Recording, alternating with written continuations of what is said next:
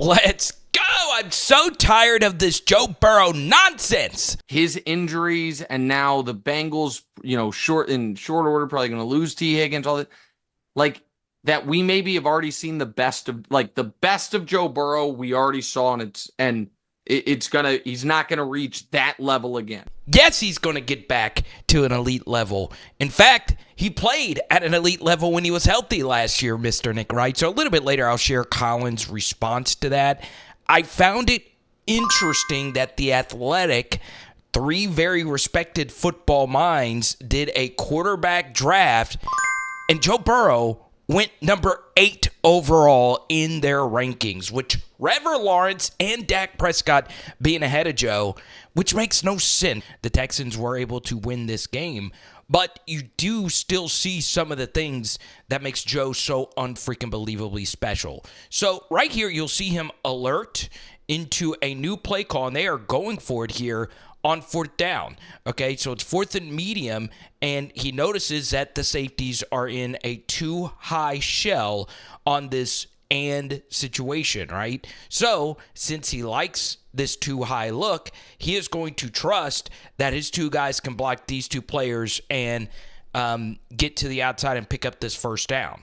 Okay, so this linebacker backs off, and Joe actually checked into the absolutely perfect play here to pick this up. You just need 2 good blocks here, and you get those, and Tanner Hudson is able to fall forward and pick up this 1st down. And then we get to the actual touchdown here, and look, Derek Stingley, another fan favorite of mine, LSU's Jamar Chase right here.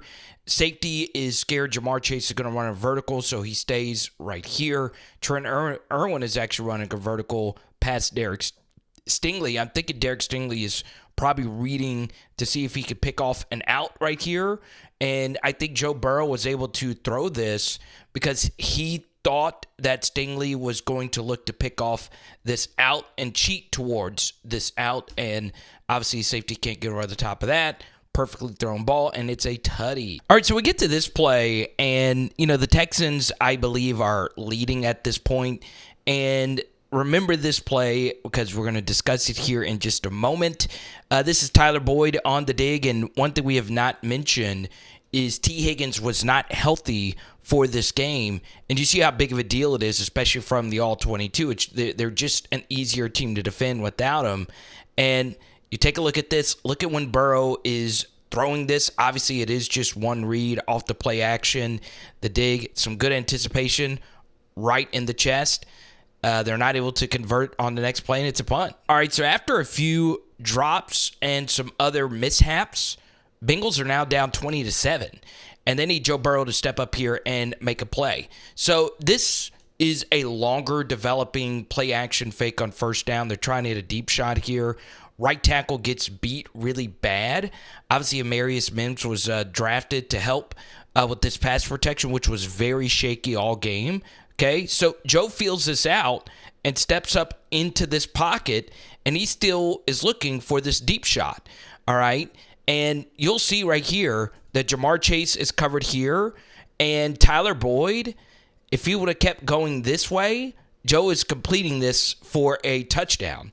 But because it was an out here and an out here, Boyd decides to bend this route off of here, and Joe cannot obviously throw that into Derek Stingley, the corner, right here. So instead, he pump fakes, tucks and runs, and this is just vintage Joe. This was a big part of his collegiate game. It'll never really be an absolute staple of the NFL game because of his injuries, but it shows you how creative he is in the pocket. He doesn't force this deep ball to Boyd. Even though you're down 20-7, you really want to hit this one, and instead you pump fake and you turn this play into a nice explosive run for a 1st down. All right, and this is good offense. Remember Tyler Boyd dropping the dig? They come back to it. A little bit different play action, pulling the guard. Really got these linebackers in cahoots, and guess what? He hits Tyler Boyd right in stride.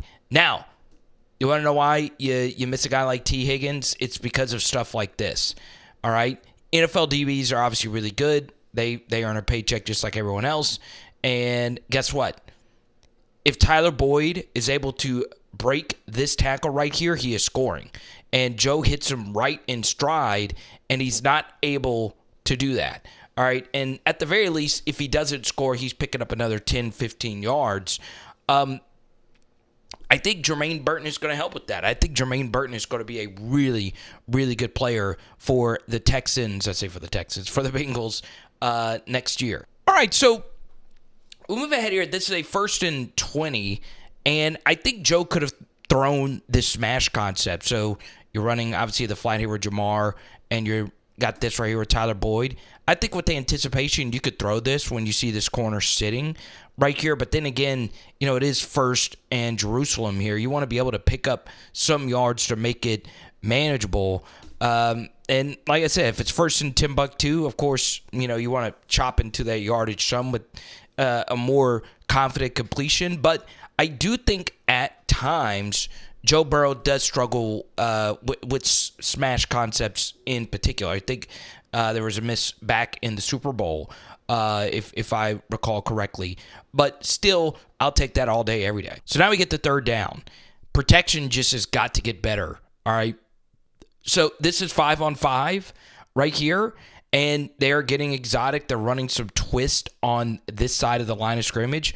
But the bottom line is they get beat really bad to the inside. The left tackle does. All right, so the protection here breaks down.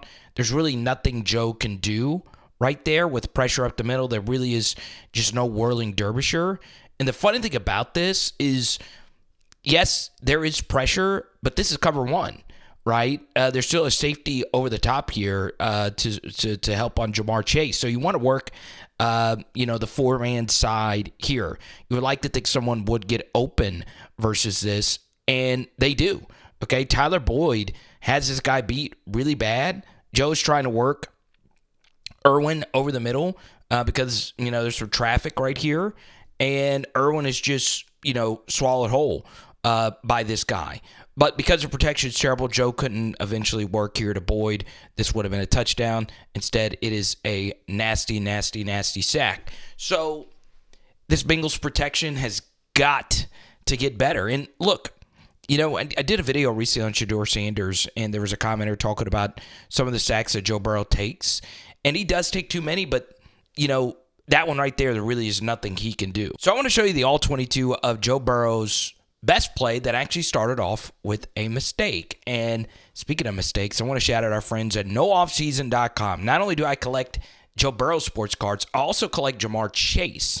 And when I started collecting sports cards, I made a lot of mistakes, right? I bought cards that really weren't worth a whole lot, and I overpaid for them. But there's services now like nooffseason.com that help you build your collections and tell you which cards to buy so your collection can grow, not only in terms of volume, but in terms of money and monetary value. So check them out, nooffseason.com. All right, so protection is starting to get really frustrating for Joe Burrow, and it's a 2nd and 12. The offensive line here got stuffed on a Joe Mixon run. So you'll see right here that Jamar Chase, even though he's at a leverage disadvantage, is one-on-one versus this backer, and he's got him beat.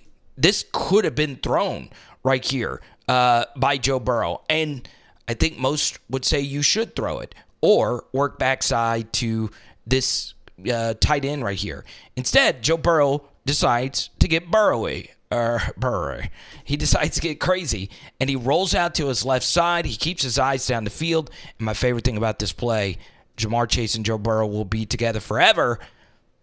Jamar Chase does not give up, okay? He then cuts upfield, right? Most coaches tell you if you're running a deep route, work back to the quarterback. If you're running a shallow route, go vertical, and that's what Jamar Chase decides to do. Joe Burrow sees him, rolls out to his left side, and then hits the great Jamar Chase. Now, when you take a look at the end zone angle, you'll see that this in-breaker over the middle is not as easy as many would claim it would be.